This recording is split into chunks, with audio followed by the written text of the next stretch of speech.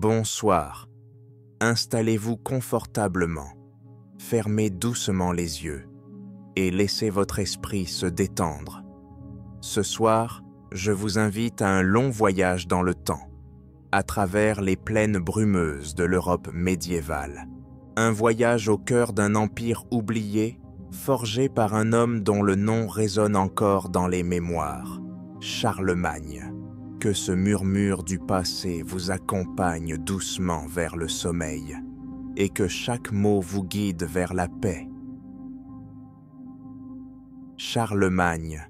Ce nom évoque des chevaliers, des couronnes, des parchemins, des églises imposantes et des batailles. Lointaines.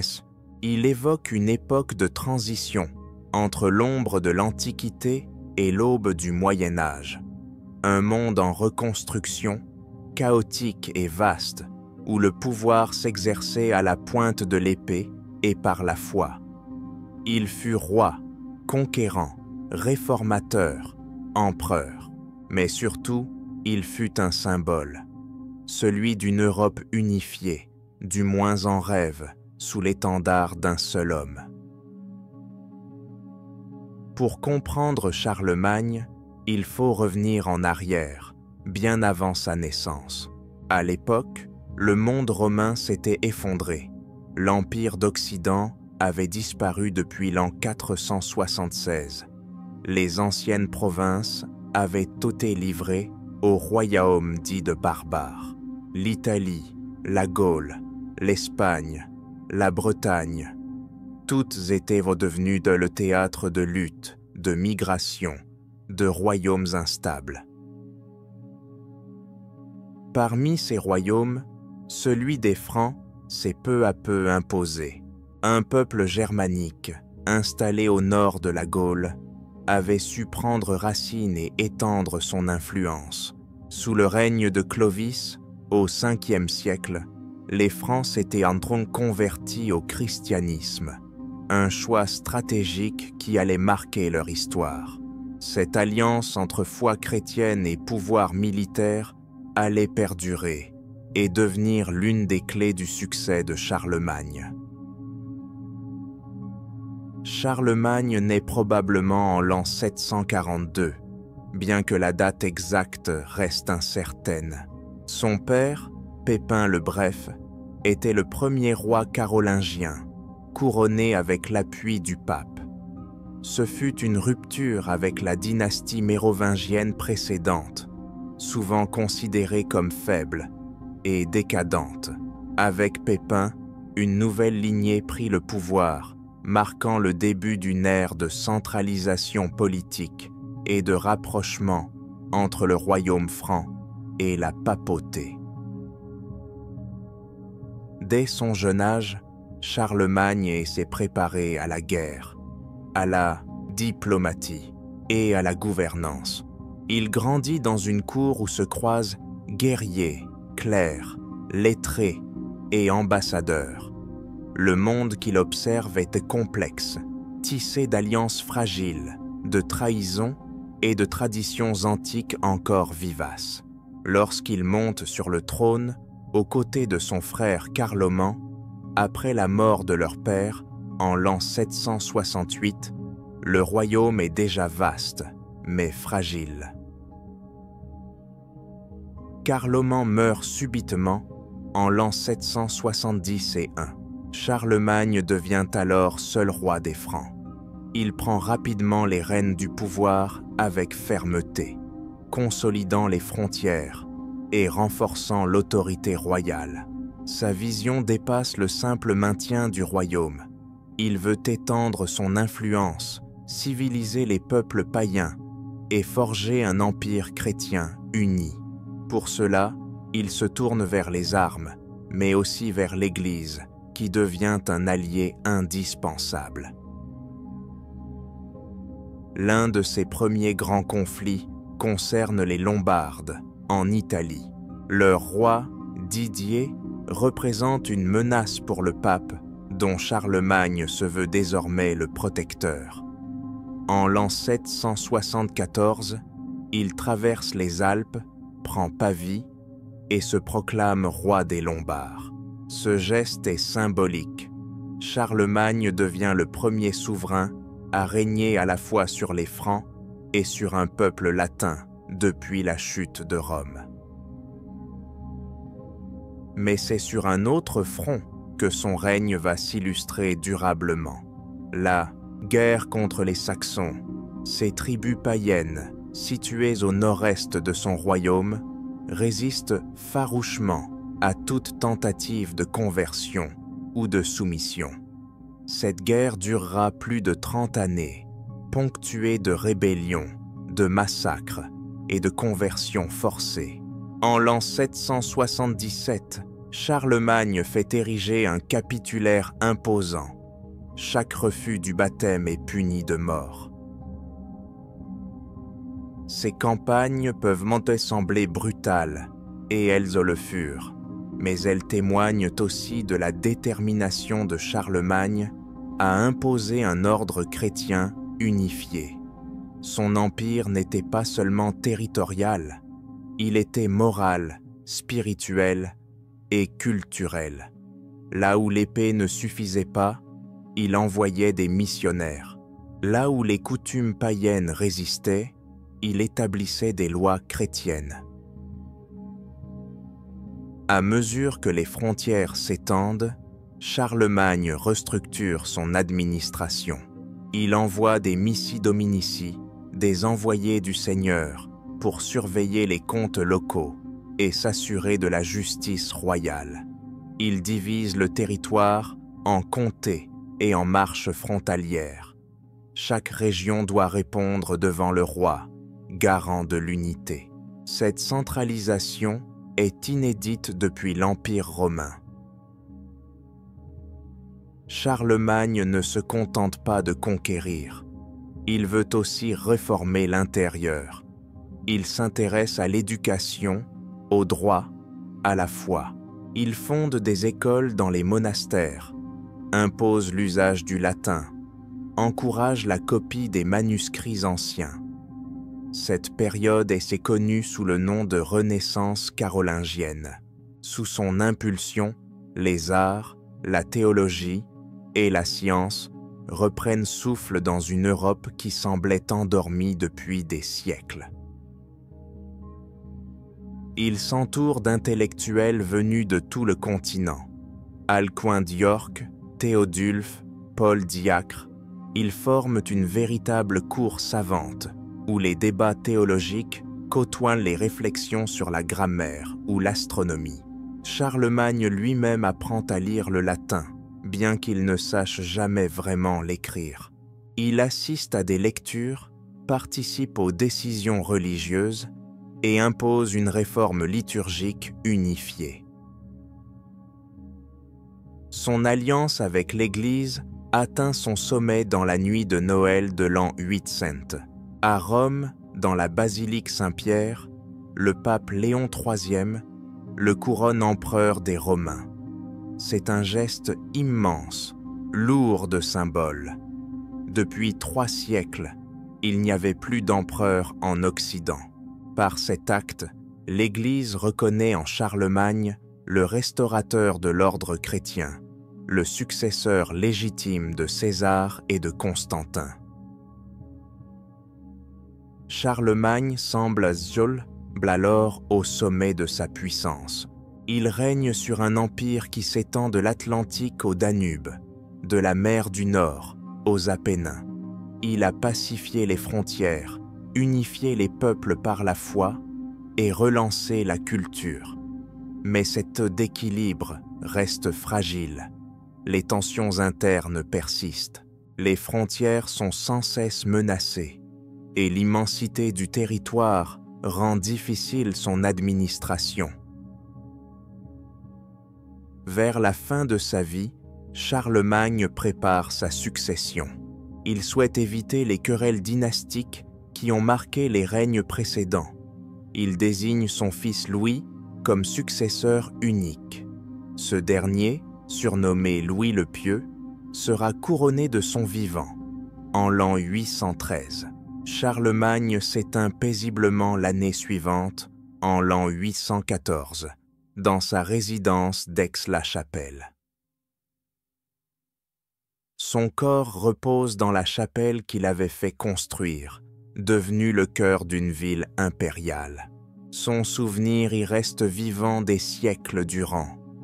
L'empereur à la barbe fleurie, tel que le décrivent les chansons de geste, devient un modèle de sagesse, de justice et de foi. L'homme, lui, s'efface derrière la légende.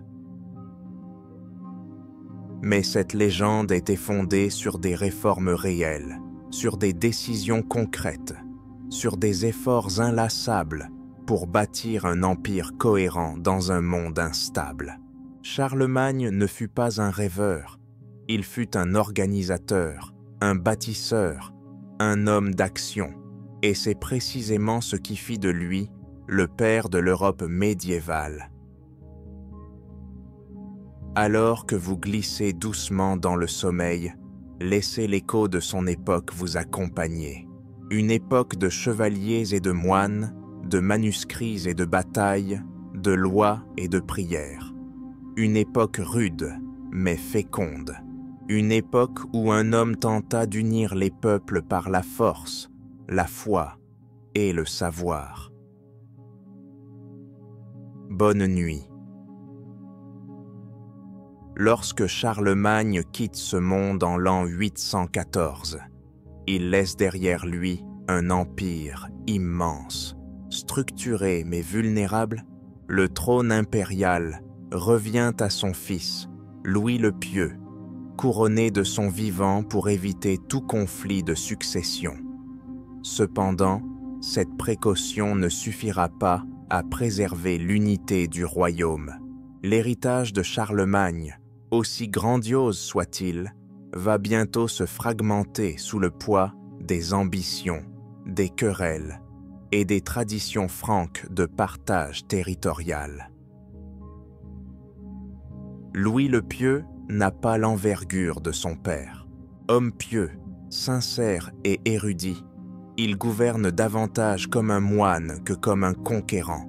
Il cherche l'unité spirituelle, la paix entre ses fils, l'ordre moral. Mais cette quête de stabilité, dans un monde rude et incertain, va vite se heurter à la réalité des rivalités dynastiques. Dès les premières années de son règne, les tensions entre ses enfants annoncent un avenir tourmenté pour l'Empire carolingien. Selon la tradition franque, un roi partage son royaume entre ses fils, mais Charlemagne avait rompu avec cette coutume en désignant un seul héritier. Louis, lui, choisit d'y revenir. Il divise l'empire entre ses fils aînés, Lothaire, Pépin et Louis le Germanique.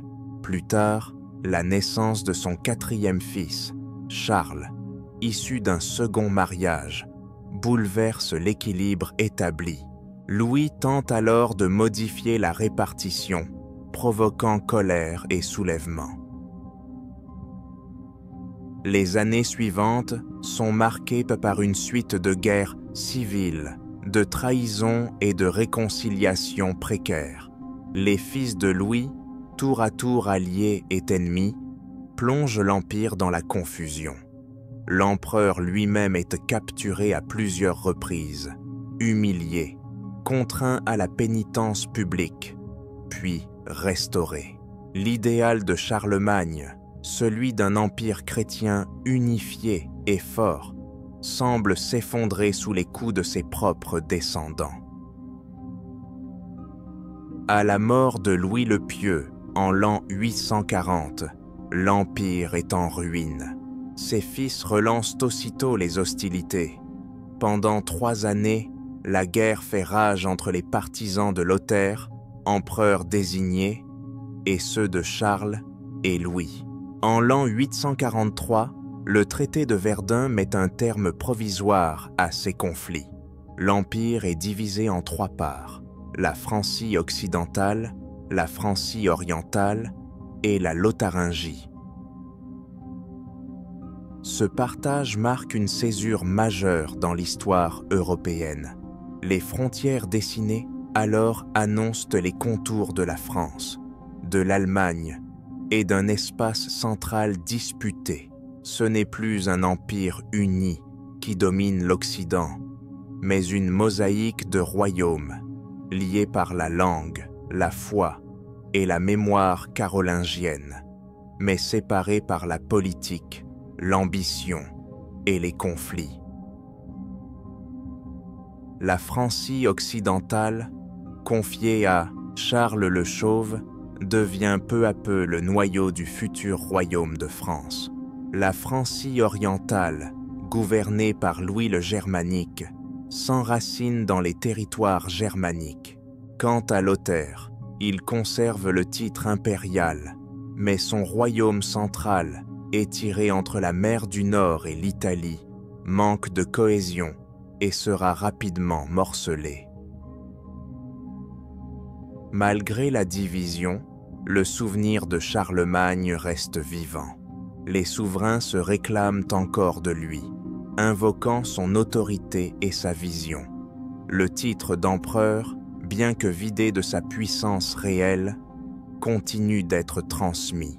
Il devient un symbole plus qu'un outil de pouvoir, un héritage idéologique que les princes se disputent au fil des siècles. Au IXe siècle, de nouvelles menaces surgissent. Les Vikings, venus du nord, ravagent d'eau les côtes et remontent les fleuves. Les Normands pillent les abbayes, incendient les villages et s'emparent des trésors accumulés depuis la Renaissance carolingienne. Ni la prière, ni la parole, ni même l'armée ne semblent me pouvoir les arrêter. Leur férocité sidère les populations, leur mobilité défie toutes les logiques militaires. Les invasions ne viennent pas seulement du nord. À l'est, les Magyars, ancêtres des Hongrois, lancent des raids destructeurs. Au sud, les Sarrasins, installés en Espagne et en Méditerranée, multiplient les attaques contre les territoires chrétiens. L'empire affaibli se trouve encerclé. Chaque royaume tente de se défendre seul, parfois au prix de concessions territoriales ou de tributs versés à l'ennemi. Face à ce chaos, les structures héritées de Charlemagne se désagrègent. Les comtes et les ducs, nommés autrefois par l'empereur, deviennent peu à peu autonomes. Ils lèvent leurs propres armées, rendent justice localement et s'émancipent de l'autorité centrale. La féodalité, système dans lequel la loyauté et le pouvoir reposent sur des liens personnels, s'impose comme la nouvelle norme politique. Ce glissement est lent, mais profond. L'idée d'un empire unifié s'efface, remplacée par celle d'une multitude de seigneuries. La loyauté ne va plus aux souverains lointains, mais aux seigneurs voisins, capables d'offrir protection et justice. Les serments remplacent les édits. Les alliances se nouent autour de terres, de mariages, de promesses d'aide militaire. Malgré cela, les institutions carolingiennes ne disparaissent pas totalement. Dans certaines régions, les réformes éducatives, administratives ou ecclésiastiques perdurent. Les monastères continuent à copier les manuscrits. Les écoles forment des clercs et la liturgie unifiée se maintient. C'est dans cette continuité fragile que se transmet l'héritage intellectuel de Charlemagne. Son souvenir est cultivé avec ferveur par l'Église. Les chroniqueurs le décrivent comme un roi juste, pieux et victorieux. Des récits embellissent ses campagnes, ses décisions, sa sagesse. Il devient une figure quasi sacrée, un modèle de souverain chrétien. Certains vont jusqu'à le considérer comme un saint. bien qu'il ne soit jamais officiellement canonisé. Au fil du temps, Charlemagne devient un personnage mythique. Dans les chansons de geste, il combat les infidèles, affronte des géants, accomplit des miracles. La réalité historique s'efface derrière le récit épique. Ce processus, loin d'être anodin, reflète le besoin de repères dans un monde instable.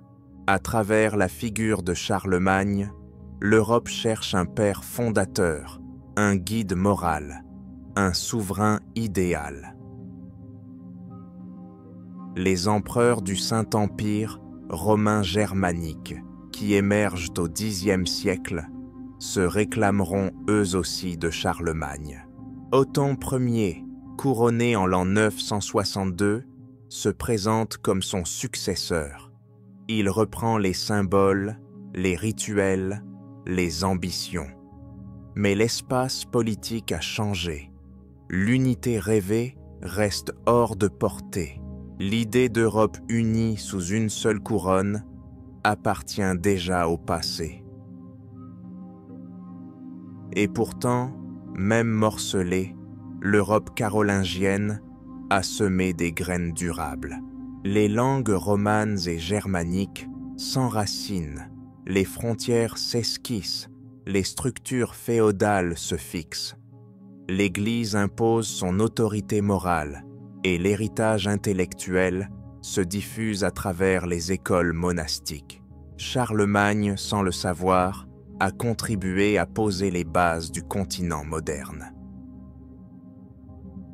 Dans les siècles suivants, son nom ressurgira dans les moments de crise. Lorsqu'il s'agira de restaurer l'ordre, d'unifier les peuples ou de rêver à une Europe chrétienne, son image sera invoquée. Empereur, roi, pape, révolutionnaires même, se tourneront vers lui pour puiser une légitimité ancienne, un modèle perdu, un souvenir glorieux. Charlemagne n'était pas un homme parfait. Il fut parfois impitoyable, autoritaire, expansionniste, mais il eut cette capacité rare à penser au-delà de son temps. Là où d'autres cherchaient le pouvoir pour lui-même, il cherchait à l'ordonner. Là où beaucoup administrèrent par habitude, il réforma par vision. Là où certains régnaient dans l'ombre, il éclaira l'Europe de sa volonté. Et même si son empire s'est brisé, son empreinte demeure. Dans les villes qu'il a fondées, dans les lois qu'il a promulguées, dans les livres qu'il a fait copier, dans l'idée même d'une civilisation européenne forgée par la foi, la culture et le dialogue entre peuples. Un rêve ancien, mais encore vivant. Fermez à nouveau les yeux et laissez les siècles s'effacer doucement. Dans le silence de la nuit, Charlemagne veillera encore, quelque part, entre mémoire et légende. L'un des aspects les plus fascinants du règne de Charlemagne réside dans sa volonté de refonder un ordre impérial inspiré de Rome, tout en le réinventant selon les réalités de son époque. Contrairement à l'Empire romain antique, qui s'appuyait sur une administration centralisée, unifiée par le droit et la citoyenneté, l'Empire carolingien repose sur un maillage complexe de fidélité personnelle, de structures ecclésiastiques et de pouvoirs locaux encadrés par le roi. Pour gouverner efficacement un territoire aussi vaste que divers, Charlemagne met en place un système de contrôle original. À la tête de chaque région se trouvent des comtes, responsables de la justice, de l'impôt et de la levée des troupes. Ces comtes doivent rendre des comptes à l'empereur, mais dans une époque où les routes sont longues et dangereuses, où les communications sont lentes, la loyauté directe est difficile à garantir. C'est pourquoi Charlemagne crée la fonction des missi dominici, littéralement les envoyés du Seigneur. Ces émissaires impériaux, souvent désignés par pair, un laïc et un ecclésiastique, sont chargés de parcourir les comtés, de vérifier l'application des lois, de surveiller les comptes et de transmettre les ordres royaux. Par leur présence, Charlemagne affirme son autorité, même dans les contrées les plus éloignées de son palais d'Aix-la-Chapelle. Aix-la-Chapelle devient sous Charlemagne le cœur battant de l'Empire. Cette ville, située dans l'actuelle Allemagne de l'Ouest, est choisie pour sa position stratégique, proche des anciennes terres franques et des frontières orientales. Charlemagne y fait construire un palais somptueux, avec une chapelle palatine, inspirée des modèles byzantins. Cette chapelle, dédiée à Saint Martin, deviendra l'un des joyaux de l'architecture carolingienne. La chapelle palatine incarne le projet impérial de Charlemagne: unir la foi, le pouvoir et la culture dans un même espace. Inspirée par l'église San Vitale de Ravenne, elle mélange les influences romaines, byzantines et germaniques. À l'intérieur, les colonnes antiques, les mosaïques, la coupole et les tribunes rappellent les fastes de Constantinople, tout en affirmant la légitimité chrétienne de l'empereur d'Occident. Charlemagne n'est pas seulement un bâtisseur de pierre, mais aussi un bâtisseur d'idées. Il accorde une importance particulière à l'éducation. Conscient que le savoir est la clé de l'ordre et de la foi, il impose la création d'écoles dans les monastères, les cathédrales et les palais. Ces écoles ont pour mission de former les futurs clercs, mais aussi les administrateurs, les scribes et les enseignants. Parmi les figures majeures de cette réforme éducative, on trouve Alcuin de York, un moine originaire d'Angleterre, que Charlemagne invite à sa cour. Alcuin devient l'architecte de la renaissance intellectuelle carolingienne. Sous sa direction, les écoles développent un enseignement structuré autour des arts libéraux: le trivium, grammaire, rhétorique, dialectique, et le quadrivium, arithmétique, géométrie, musique, astronomie. Les élèves piastesia apprennent à lire, écrire, compter et raisonner. On y étudie les textes antiques, d'Aristote à Cicéron, mais aussi les pères de l'Église, comme Augustin ou Jérôme. Cette redécouverte des savoirs anciens, loin d'être une simple nostalgie, vise à renforcer la foi, la raison et l'administration. Charlemagne croit profondément que la connaissance est au service de Dieu et de l'ordre impérial. Pour diffuser ce savoir, Charlemagne encourage la copie et la correction des manuscrits. Les scriptoria, ateliers de copie installés dans les monastères, se multiplient. On y recopie les évangiles, les œuvres classiques, les lois, les commentaires théologiques. C'est à cette époque que se développe une nouvelle écriture, la minuscule caroline, plus lisible et des plus régulières, qui servira de base à l'écriture latine moderne. La minuscule caroline symbolise l'unification intellectuelle de l'Empire. Grâce à elle, les textes deviennent accessibles à un plus grand nombre, et les erreurs de copie sont réduites. C'est une révolution silencieuse, mais profonde, qui permettra la préservation de milliers de textes et leur transmission jusqu'à la Renaissance puis les Lumières. Sans Charlemagne, une grande partie du patrimoine antique aurait sombré dans l'oubli.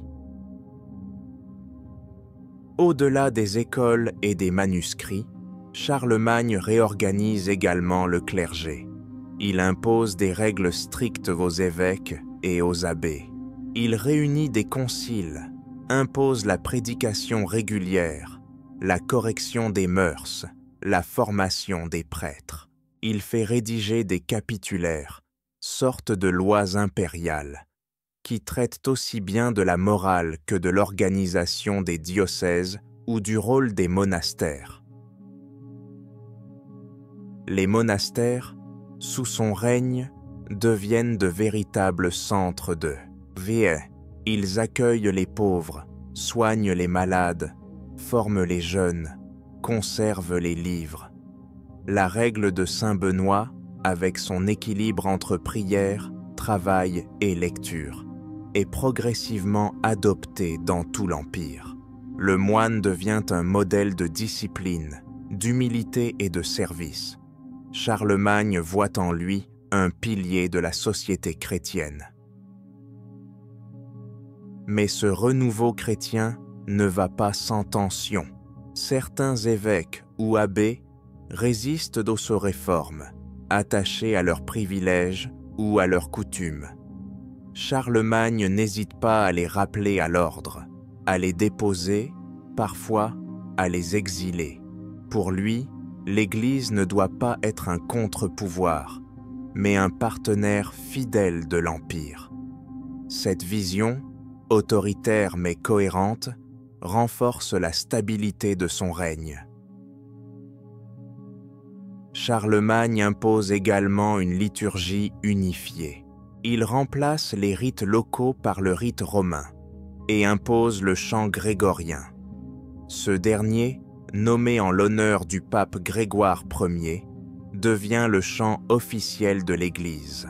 Il est enseigné dans les écoles de chant créées par l'empereur et diffusé dans tout le royaume. La musique sacrée devient un instrument d'unité, un langage commun pour la prière. Sur le plan juridique, Charlemagne fait rédiger et diffuser des lois pour chaque peuple soumis. Il respecte souvent les coutumes locales, tout en les harmonisant avec les principes de chrétiens. Il veut une justice équitable, impartiale, encadrée. Il fait publier des capitulaires civils et religieux qui précisent les devoirs des juges, les peines encourues et les droits des faibles. L'idée d'un droit commun commence à émerger. Dans les campagnes, Charlemagne lutte contre les abus des puissants. Il interdit les taxes injustes, protège les serfs, condamne les violences gratuites. Il envoie ses missi dominici enquêter sur les plaintes des populations. Bien sûr, tout n'est pas parfait et beaucoup d'injustices persistent. Mais l'intention est là, faire de l'Empire un espace où règne la loi, la foi et la paix. Ce rêve d'un monde juste, savant et chrétien trouve un écho dans les représentations artistiques de l'époque. Sous Charlemagne, l'art se renouvelle. Les enluminures, les fresques, les sculptures gagnent en qualité et en cohérence.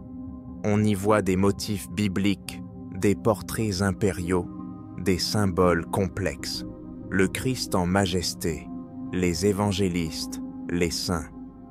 Tout rappelle la centralité de la foi dans l'ordre du monde. L'orfèvrerie atteint également des sommets. Des objets somptueux sont réalisés, couronnes, calices, croix, reliquaires. Ils ornent les églises, les palais, les tombeaux. Ils incarnent la richesse, la puissance, mais aussi le dévouement à Dieu. Pour Charlemagne, chaque œuvre d'art doit être belle, mais surtout signifiante.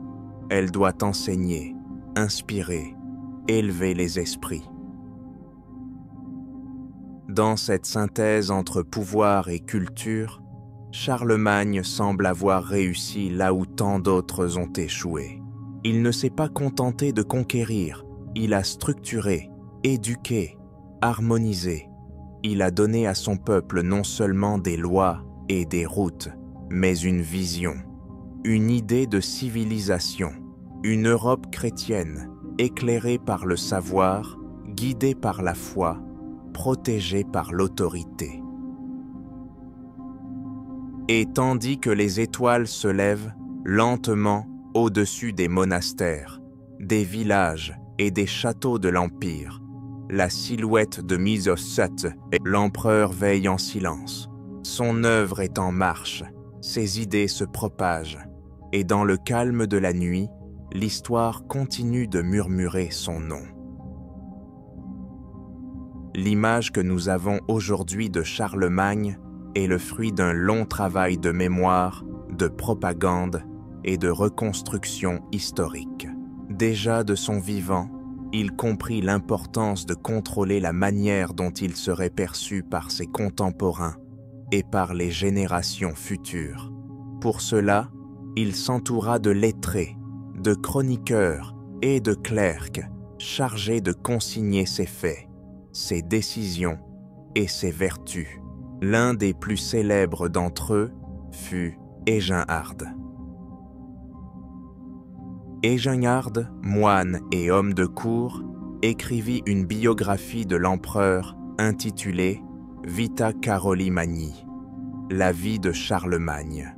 Cette œuvre, rédigée peu après la mort de son maître, offre une vision admirative, presque hagiographique, du souverain. Elle nous décrit un homme à la fois puissant et modeste, pieux et cultivé, redoutable au combat, mais doux avec ses proches.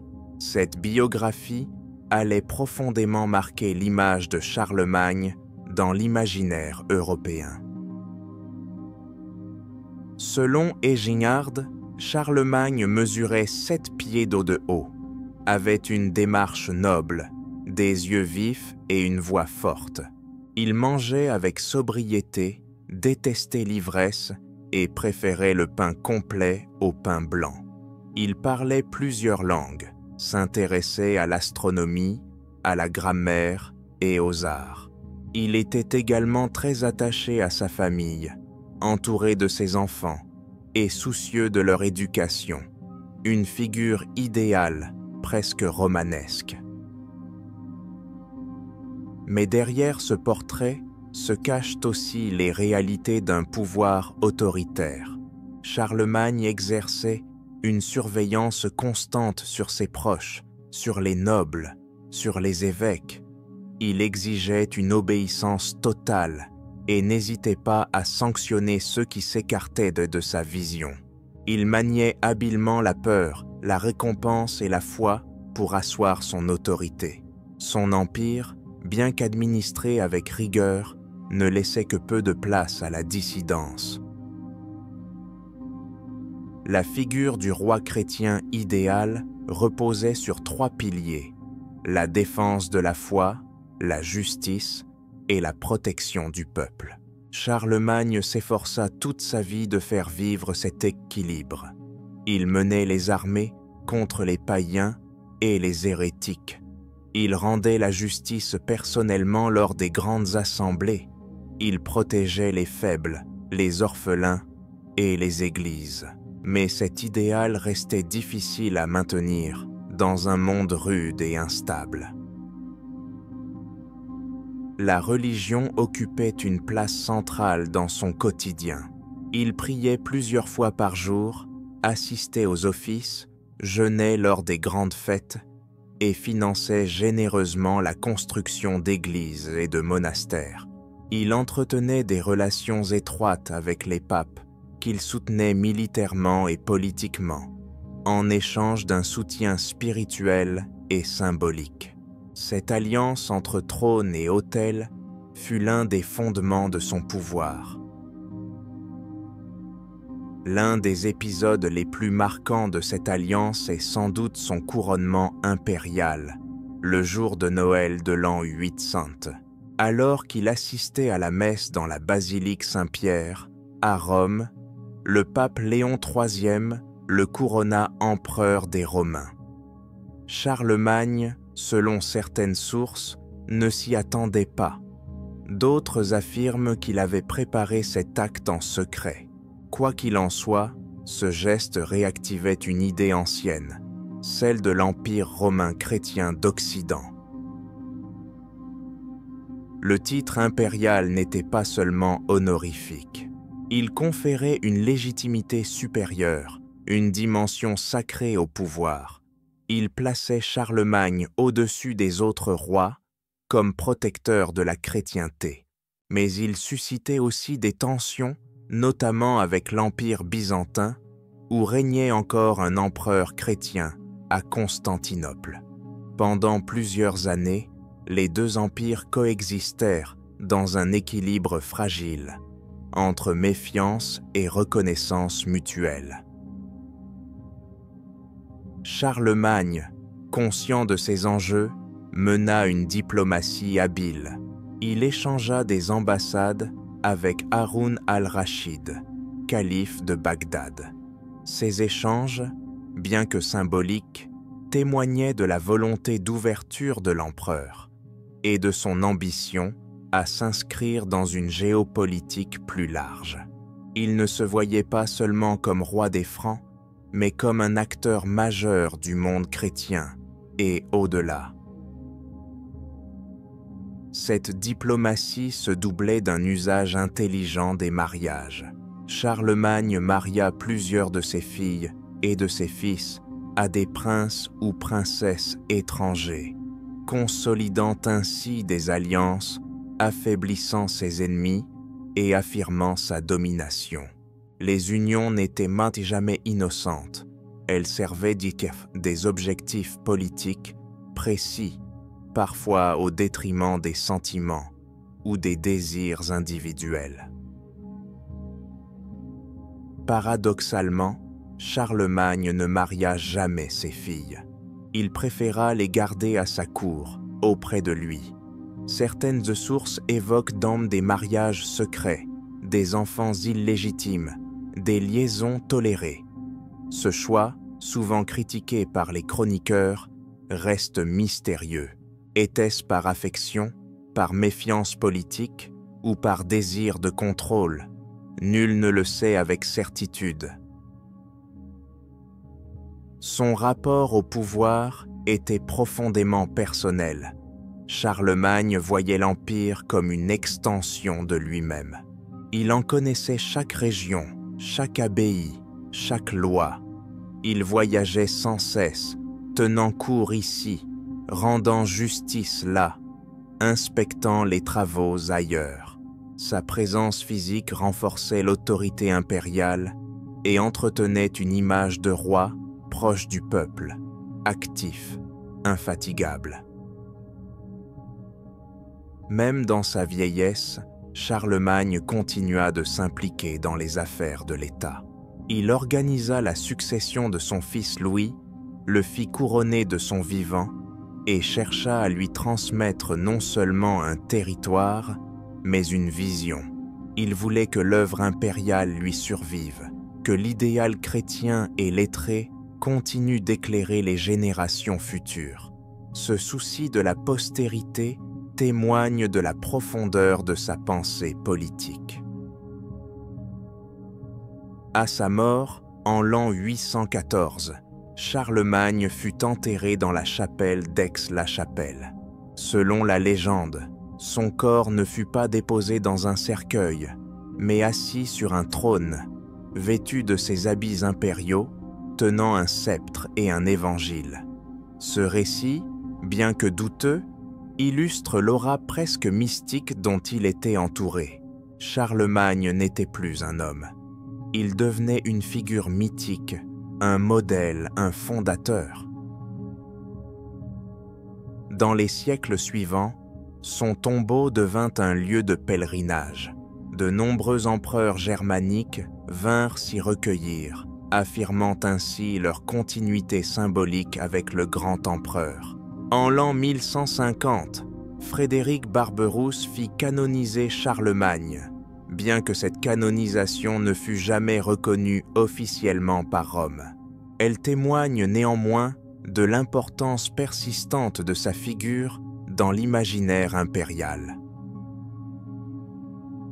La figure de Charlemagne traversa ainsi le Moyen-Âge, réapparaissant à chaque tournant de l'histoire. Les Capétiens, les Valois, les Habsbourg et bien d'autres dynasties s'en réclamèrent. Son nom fut invoqué dans les guerres, les traités, les réformes. Il devint un symbole d'unité, de sagesse, de grandeur. Mais cette mémoire n'était jamais neutre. Elle servait des intérêts, des idéologies, des rêves contemporains. Même aujourd'hui, Charlemagne reste présent. Il donne son nom à des rues, des écoles, des lycées, des programmes européens. Sa figure est utilisée pour incarner une Europe unie, forte de ses racines chrétiennes et culturelles. Cette récupération moderne, bien qu'éloignée des réalités médiévales, montre combien l'histoire peut être un miroir dans lequel chaque époque projette ses propres désirs. Mais derrière les légendes, les titres et les statues, il reste un homme de son temps, confronté à la guerre, à l'injustice, aux épidémies, aux révoltes. Un homme qui tenta, par la force et par la foi, de donner un sens à un monde en transition. Un homme qui, malgré ses contradictions, sut forger un héritage durable. Un homme dont les pas résonnent encore dans la mémoire de l'Europe. L'héritage de Charlemagne ne se résume pas à ses conquêtes ni à son titre impérial. Ce qui distingue véritablement son règne, c'est sa capacité à structurer une civilisation en gestation. Dans un monde marqué par la chute de Rome, les invasions et l'effondrement des institutions antiques, il réussit à jeter les bases d'un ordre nouveau, à la fois politique, religieux et culturel. Un ordre qui, malgré les crises, allait le modeler l'Europe pour des siècles. La question centrale, après sa mort, fut celle de la transmission de cet ordre. Son fils, Louis le Pieux, hérita d'un empire vaste mais fragile. Charlemagne avait tenté de consolider les structures, de préparer la relève, mais il savait que l'unité ne survivrait pas sans une volonté forte. Louis, homme pieux mais indécis, ne possédait ni l'énergie ni la fermeté de son père. Très vite, les tensions familiales et politiques ressurgirent. Louis choisit de revenir à la tradition franque du partage entre les fils. Ce choix, bien qu'en apparence logique, s'opposait à la vision impériale de Charlemagne. L'unité, selon lui, était la clé de la paix. Mais Louis, influencé par son entourage clérical, pensait qu'un ordre chrétien pouvait subsister même dans la division. Ce calcul allait s'avérer tragique. Dès la proclamation des partages, les frères s'opposèrent, les coalitions se formèrent, et la guerre civile éclata. Les années suivantes furent marquées par une instabilité croissante. Les fils de Louis, à commencer par Lothaire, Louis le Germanique et Charles le Chauve, se livrèrent à des luttes acharnées. Le rêve carolingien d'un empire uni sous un seul sceptre s'effaçait. En l'an 843, le traité de Verdun entérina la division. L'Europe fut fragmentée en 3 royaumes, aux frontières incertaines, aux identités encore en construction.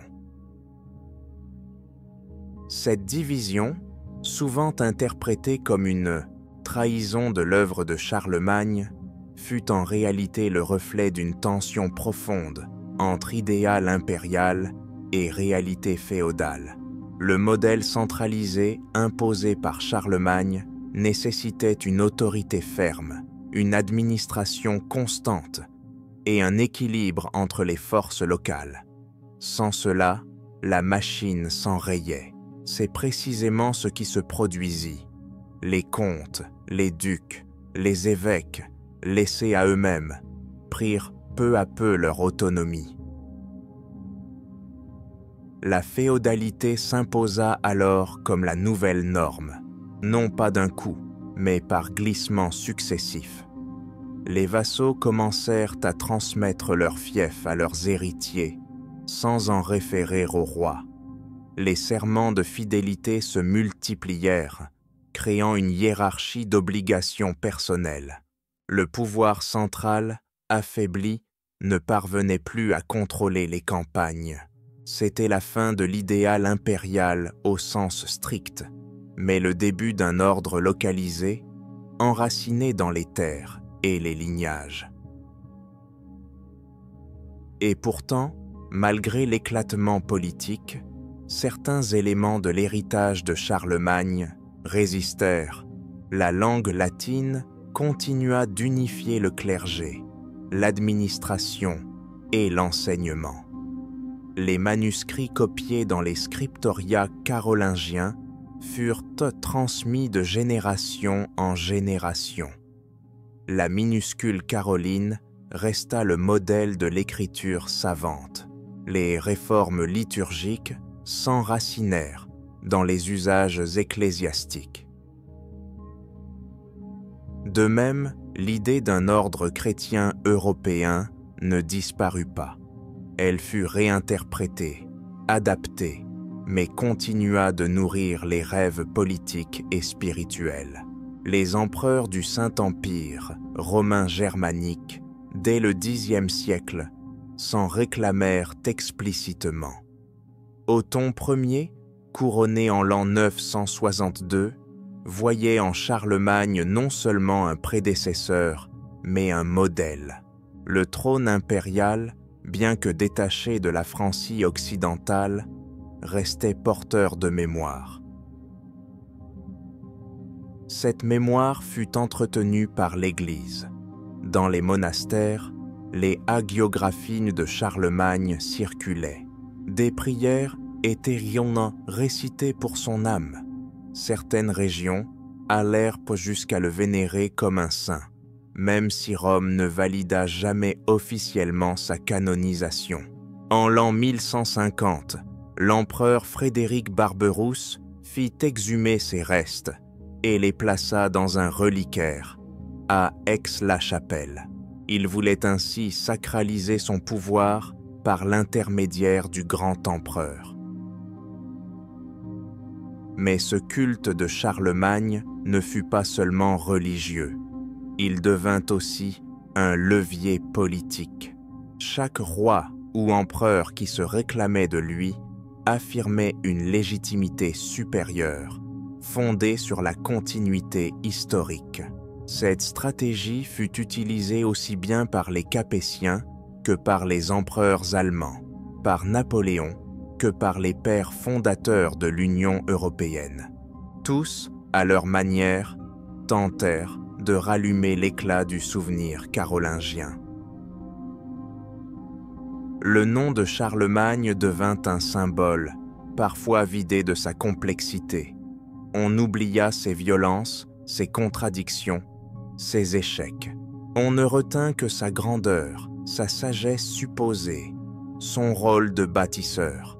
Il devint un mythe utile, une figure tutélaire que chacun pouvait modeler à sa guise. L'histoire, dans ce cas, servit la politique plus que la vérité. Et pourtant, les historiens continuèrent à explorer la réalité de son règne. À partir du XIXe siècle, avec le développement de l'érudition moderne, des chercheurs exhumèrent les capitulaires, les lettres, les témoignages. Ils reconstruisirent les réseaux de pouvoir, les structures sociales, les pratiques religieuses. Ils redonnèrent pair de la chair à ce souverain trop souvent statufié.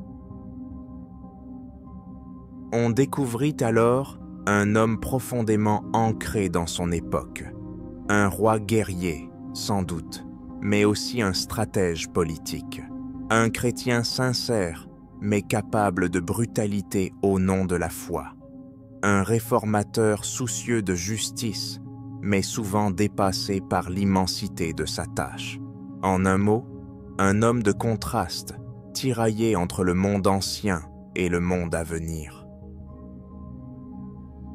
Les débats se multiplièrent. Charlemagne fut-il un tyran ou un visionnaire? Un génie politique ou un opportuniste? Un fanatique religieux ou un pragmatique?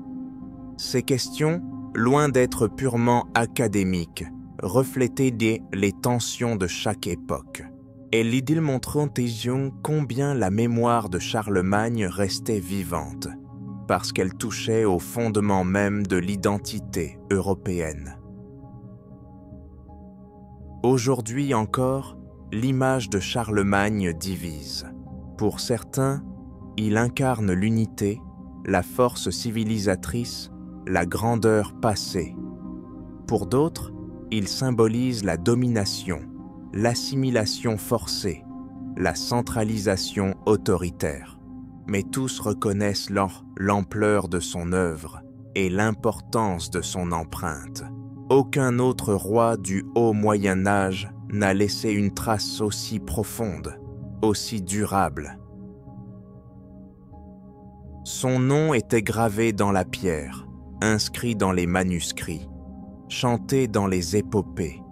Il traverse les siècles comme un écho qui parle de conquête, de prière, de lois, de rêves impériaux. Un écho qui, parfois, semble lointain, mais qui revient toujours lorsque l'Europe cherche à se définir.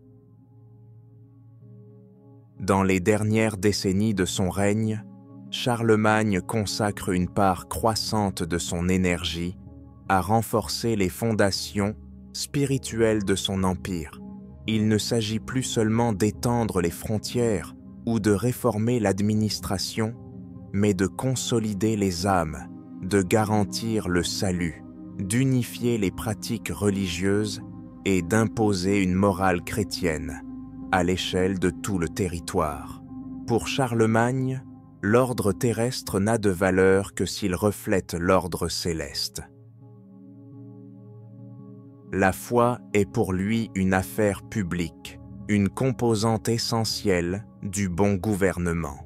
L'Église n'est pas seulement une institution spirituelle, elle est aussi un pilier du pouvoir, un relais d'autorité, un moteur d'instruction. C'est pourquoi Charlemagne se mêle activement des affaires ecclésiastiques. Il convoque des conciles, impose des règles liturgiques, nomme des évêques et sanctionne les abus. Il agit comme un empereur bis de l'Église, sans être lui-même clerc.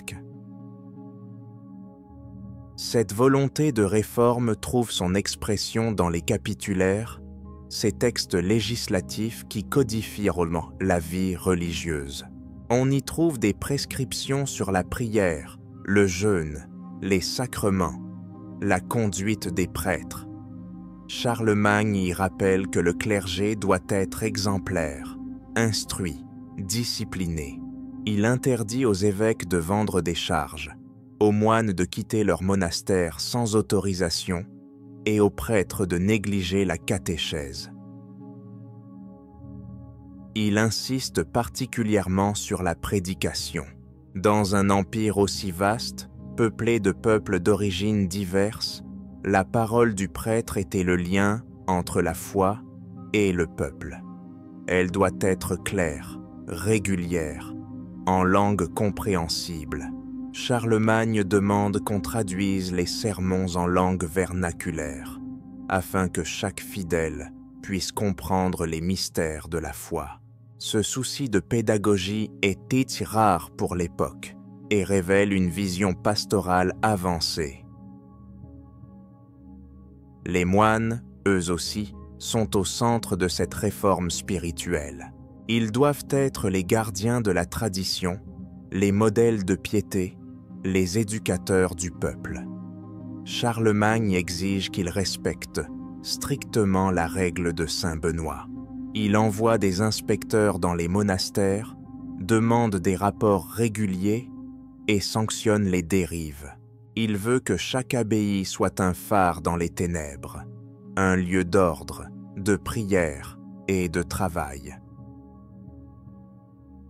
Ce renouveau monastique s'accompagne d'un essor remarquable des scriptoria, ces ateliers où les moines copient les manuscrits. Grâce au soutien impérial, des centaines de textes antiques sont préservés. Œuvres de Cicéron, d'Augustin, de Boès, mais aussi textes médicaux, géographiques, juridiques. Le patrimoine intellectuel de l'Antiquité, qui risquait de sombrer dans l'oubli, trouve une seconde vie dans les cloîtres carolingiens. L'un des exemples les plus impressionnants de cette entreprise est le développement de la Bible standardisée. Jusqu'alors, les évangiles circulaient dans des versions parfois divergentes, avec des erreurs de copie, des variantes locales, des glosses ajoutées.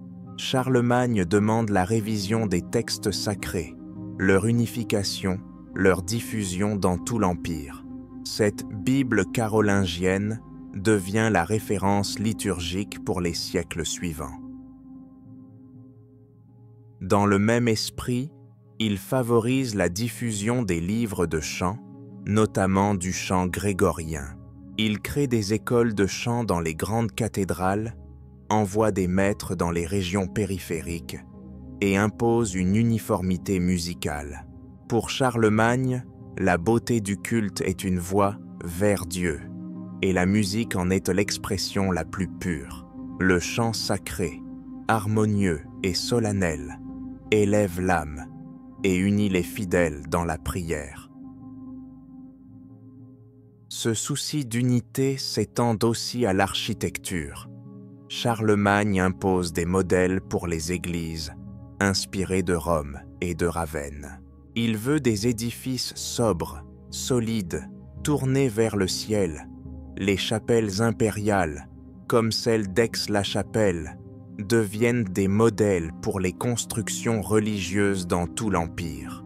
Elles allient fonctionnalité et symbolisme, puissance et élévation. L'espace sacré devient un outil de structuration spirituelle. Charlemagne prend également soin des objets liturgiques. Il commande des calices, des autels, des croix ornées de pierres précieuses.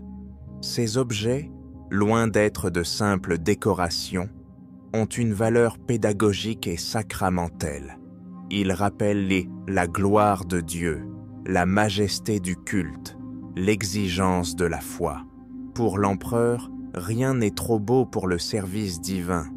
Il veut que chaque messe soit une célébration digne, rigoureuse, belle.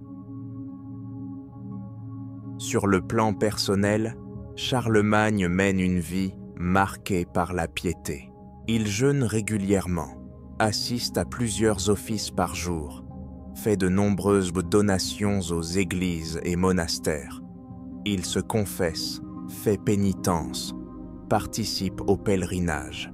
Son palais d'Aix-la-Chapelle est structuré autour de la chapelle, et chaque jour commence et se termine par la prière.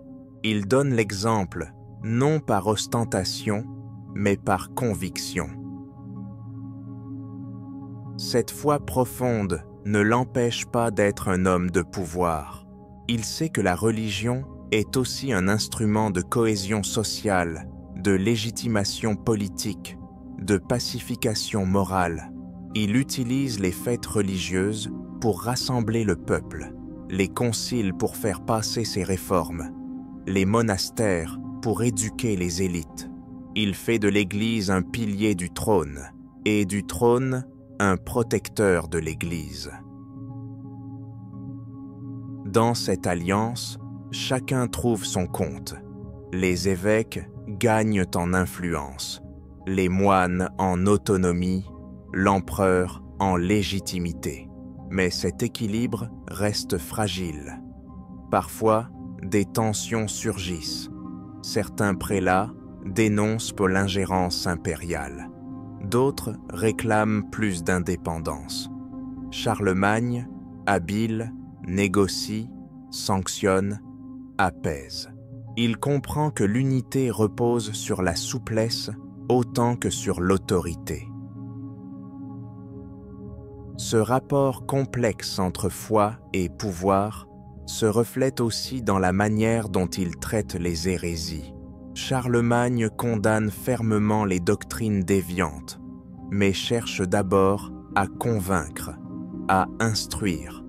Il organise des débats théologiques, envoie des missionnaires, publie des traités. Il veut que la vérité triomphe par la raison et l'exemple, plus que par la force. Mais s'il le faut, il n'hésite pas à sévir. L'exemple le plus marquant est sa lutte contre les pratiques païennes chez les Saxons.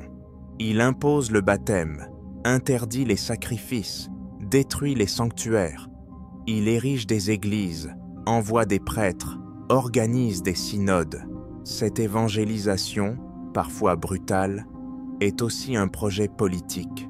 Faire des Saxons non seulement des chrétiens, mais des sujets fidèles intégrés dans l'ordre impérial. La foi devient un instrument d'intégration. Dans les territoires conquis, Charlemagne adapte sa politique religieuse aux contextes locaux. En Lombardie, en Bavière, en Espagne, il négocie avec les élites, respecte certaines coutumes, tolère des particularismes. Il comprend que l'unité ne se décrète pas, mais se construit. Il s'appuie sur les réseaux locaux tout en imposant des principes des communs. C'est une gestion fine, pragmatique, efficace. À la fin de sa vie, Charlemagne semble apaisé. Il a vu son œuvre prendre forme, ses réformes porter leurs fruits. L'Empire est stable, l'Église forte, les écoles florissantes. Il prépare la succession avec soin, fait couronner son fils Louis, organise les charges, les alliances, les successions. Il sait que tout peut s'effondrer, mais espère que l'essentiel survivra. La foi, la loi, le savoir. Et lorsqu'il meurt, en l'an 814, c'est cette vision qui l'accompagne, celle d'un monde ordonné, éclairé par la prière et la raison, protégé par l'épée et l'Évangile. Une Europe unie, non par la force brute, mais par un idéal commun. Un idéal qu'il a tenté toute sa vie d'incarner et de transmettre. Après la mort de Charlemagne, le souvenir de son règne ne s'efface pas. Il devient au contraire un point de référence, une mesure du pouvoir, un modèle de gouvernance et de piété. Dans un monde qui entre peu à peu dans ce que les historiens appelleront le Moyen Âge central, le nom de Charlemagne reste synonyme d'ordre, de grandeur et de civilisation. Mais cet héritage ne se transmet pas sans tension, ni sans transformation.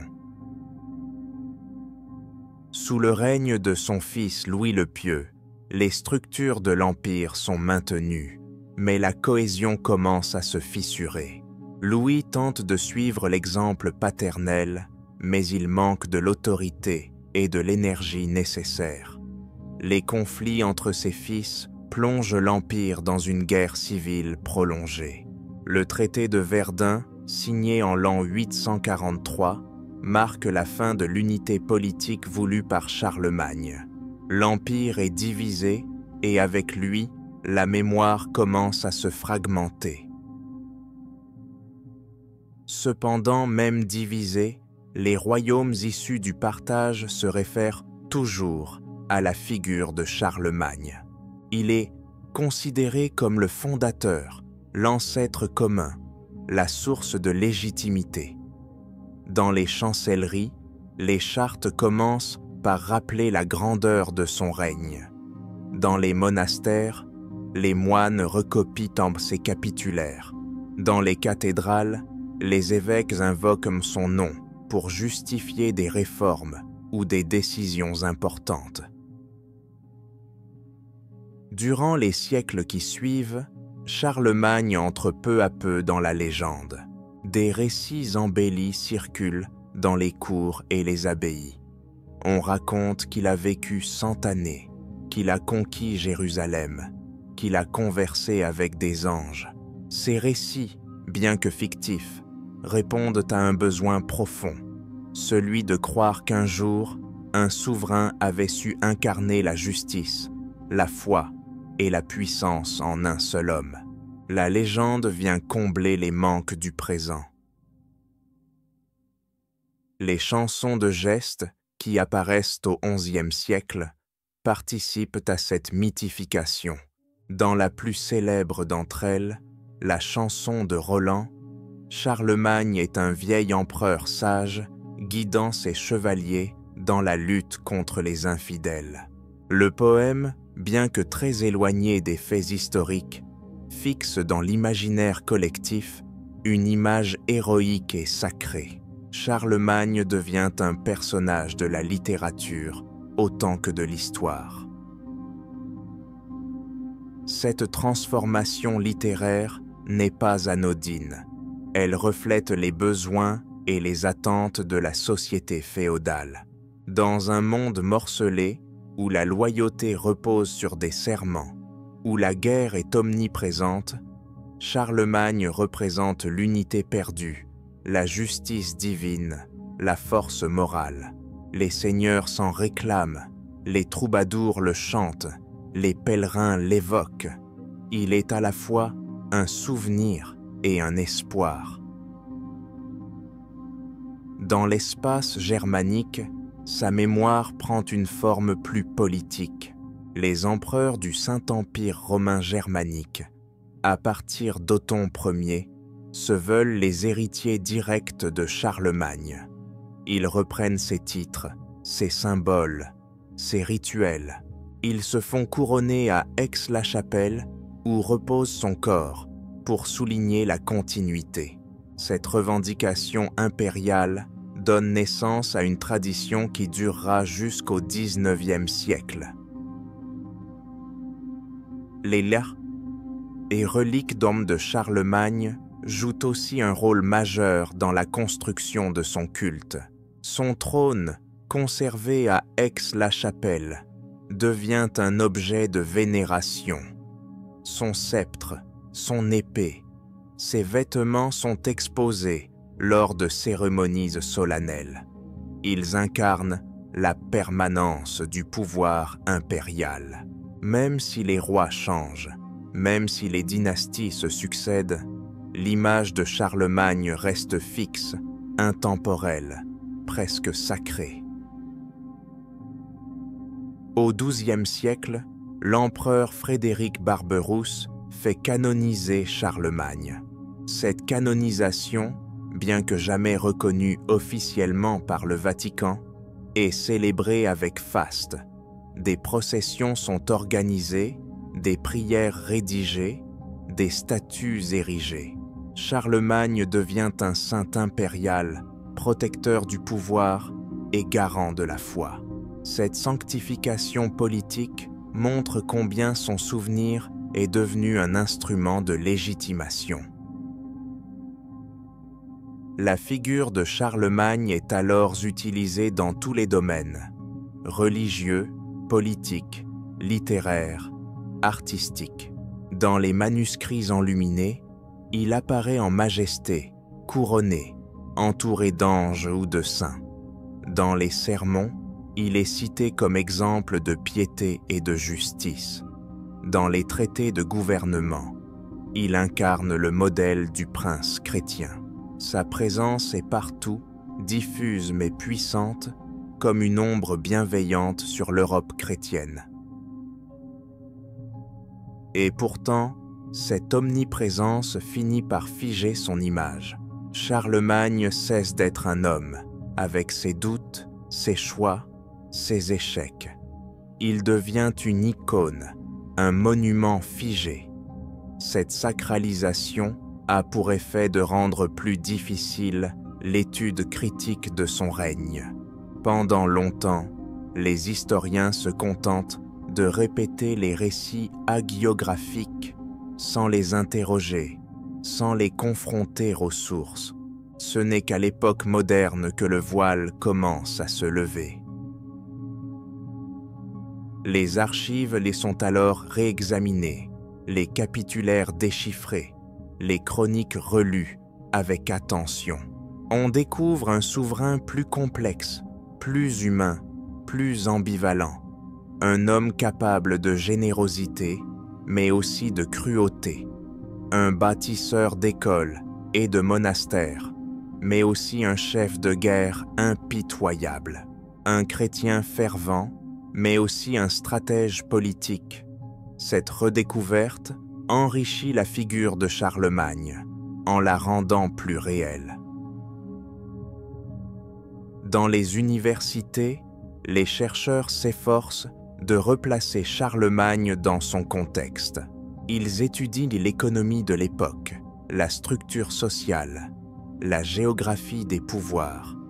Ils explorent les réseaux de l'Église, les pratiques éducatives, les circulations culturelles.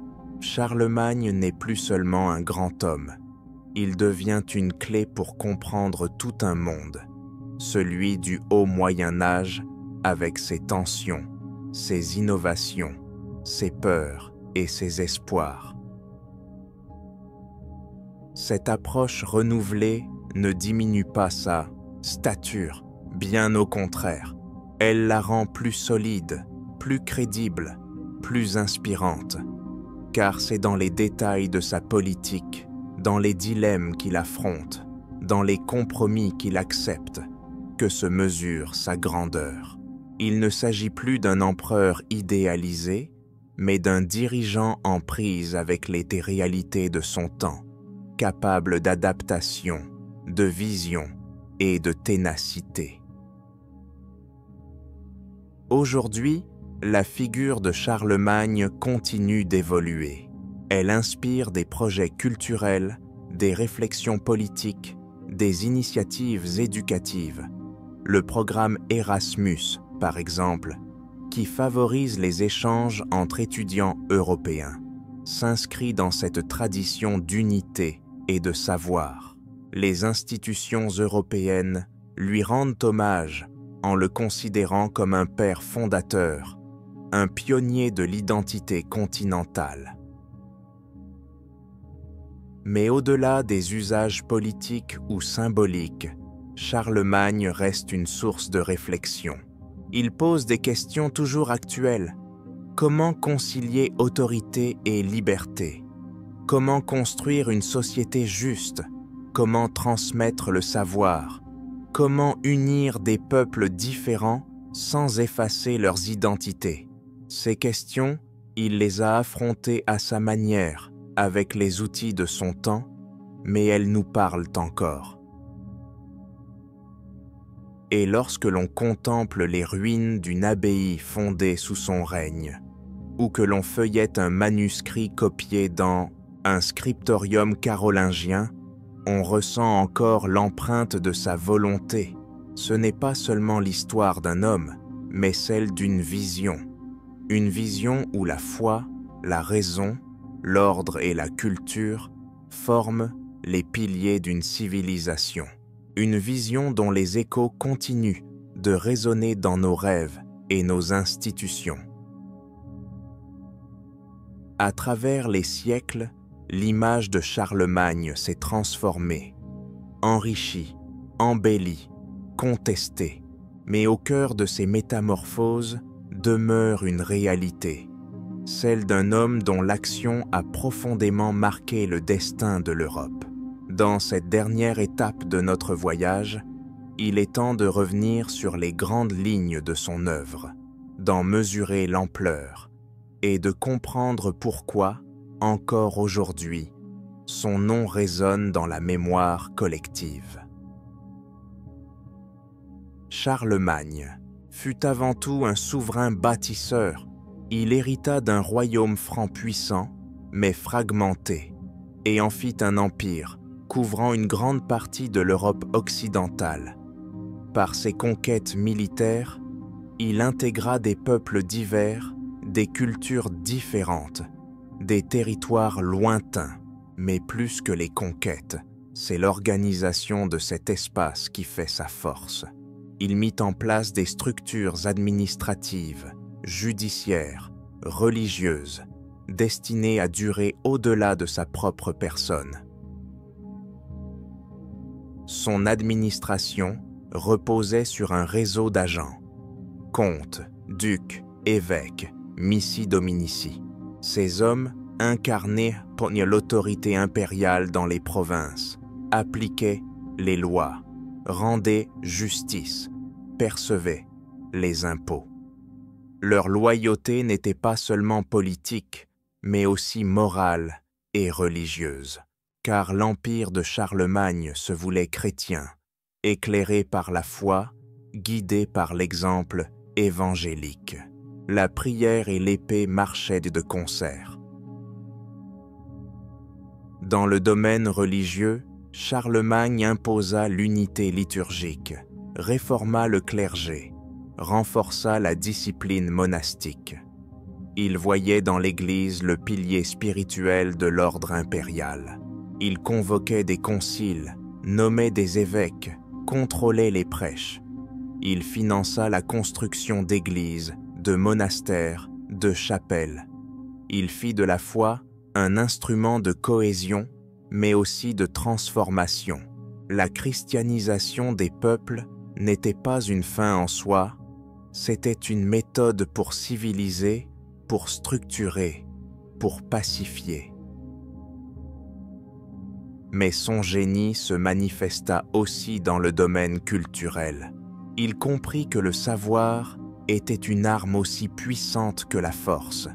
Il encouragea la création d'écoles, la copie des manuscrits, la formation des clercs. Il invita à sa cour des savants venus de tout l'Occident, Alcuin d'York, Paul Diacre, Théodulphe et Jeannard. Ensemble, ils posèrent les bases d'une renaissance intellectuelle, d'un renouveau des lettres et des sciences. Cette renaissance carolingienne ne fut pas une simple imitation du passé. Elle fut une adaptation, une réinvention, un acte de foi dans le pouvoir de l'intelligence. L'écriture elle-même fut transformée. La minuscule Caroline, lisible, régulière, élégante, remplaça les anciennes écritures illisibles. Elle facilita la transmission des textes, l'uniformisation des documents, la diffusion du savoir. Sans cette réforme, nombre de textes antiques ne nous seraient peut-être jamais parvenus. Dans l'ombre des scriptoria se jouait une révolution silencieuse, mais décisive. Charlemagne ne fut pas un homme sans défaut. Il fut parfois brutal, autoritaire, intransigeant. Il imposa le baptême par la force, réprima les révoltes sans pitié, concentra le pouvoir entre ses mains. Mais il agissait dans un monde rude, incertain, menacé. Sa vision n'était pas celle d'un tyran, mais d'un fondateur. Il voulait construire, non seulement régner. Il pensait en siècles, pas en campagne. Il rêvait d'un empire stable, instruit, fidèle à Dieu et à l'ordre. Son héritage fut immédiat, mais aussi de longue durée. Certes, son empire se fragmenta après sa mort. Certes, les guerres dont civiles et les invasions affaiblirent ses successeurs, mais les structures qu'il mit en place résistèrent. Les idées qu'il promut, la justice, la foi, le savoir, continuèrent à irriguer les sociétés médiévales. Son souvenir fut entretenu, transmis, célébré.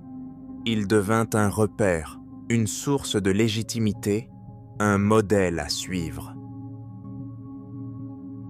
Au fil des siècles, Charlemagne devint un mythe. On exagéra sa stature, ses exploits, ses vertus. On l'imagina conquérant l'Orient, parlant avec Dieu, combattant les démons. On composa des chansons, des chroniques, des prières.